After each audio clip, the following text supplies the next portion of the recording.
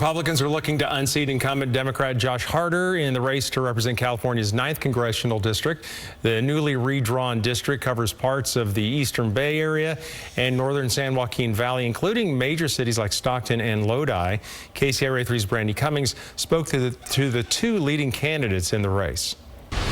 These are the top two candidates in the race to represent California Congressional District 9.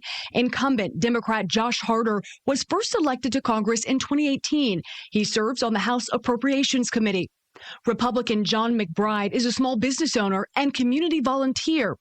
We began with water access for farmers. How would you balance agricultural needs with environmental protections? I don't think there's a zero-sum trade-off. I think we can do both at the same time. One of the best examples is we have to stop the Delta Tunnel project. That's a project we've united the environmental community and the agricultural community against it because it would both steal our community's water and make our environment worse just by shipping valley water down to Beverly Hills so folks can have greener lawns there as opposed to better water to drink and better food across our community. So I really think by stopping projects like that and investing in recharge, groundwater recharge, water storage, we can make sure that we are stewarding the resources that have been handed down for generations. Our farmers having water to grow our food, to raise our, cattle and so on and so forth is critical, because if we're relying on other nations to provide us with our food, how hard is it for them to say, we're not going to do that anymore? And then it's too late. And there's going to be a year or two of famine before California can reestablish any kind of farming. So we need to do much more about protecting the water resources for our farmers. And I do believe desalination is a big factor. Violent crime, of course, property crime are concerns for many residents. What role do you believe Congress should play in addressing local safety issues? Well, local safety issues does come down ultimately to your local police force and so on and so forth.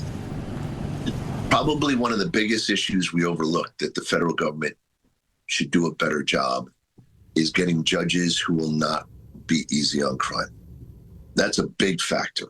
I believe that we could do more to financially support our police forces. You know, Stockton's police force, and I have several friends on the Stockton Police Department, they haven't had a contract for a long time. And the issue is funding. The big debate on the city council in Stockton right now is should there be satellite police departments, and how are we going to fund that? Those are some things that some federal grants could help fund that. We need to make sure that if you break the law, you're held accountable. And two, we have to make sure that we have the law enforcement resources to do that. Law enforcement is really stretched thin across San Joaquin County right now. We're missing close to 100 police officers in Stockton that should be on the force, but we're just unable to hire enough qualified people and to retain them. And that's a real big problem because an officer is so much more experienced and effective when they've been on the job for decades as opposed to when they've been on the job for just a couple of days. And so we have to make retention a bigger priority, and the federal government can do a lot to make that happen. I have a bill in Congress that would allow retention grants for local police departments so our strongest and most experienced officers can stay on the beat for longer and make our communities safer. With major highways and distribution centers in the district, how would you improve the infrastructure without worsening pollution? I'm not a big fan of electric vehicles, just so you know. I think they are not beneficial to the air quality overall. When you look at the amount of diesel that goes into mining the lithium and things like that for the batteries, when you look at how are those cars charged, and, you know, wind and solar power are totally inefficient and can't be used much of the year. I am a big fan of modular nuclear power that is clean. We can't just add more lanes on the Altamont Pass. It's a parking lot most of the time already because of all of the traffic going back and forward. We need to expand BART.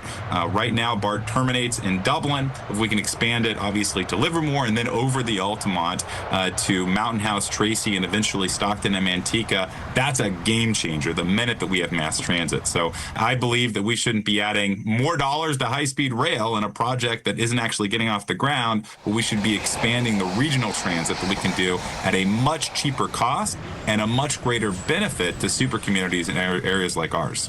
Brandy Cummings, KCRA 3 News. So we need to show you the other candidates on the ballot for Congressional District 9, Republican Khalid Jeffrey Jaffrey and Republican Parminder Happy Singh, as well as Republican Martin V. Man Viprauskas.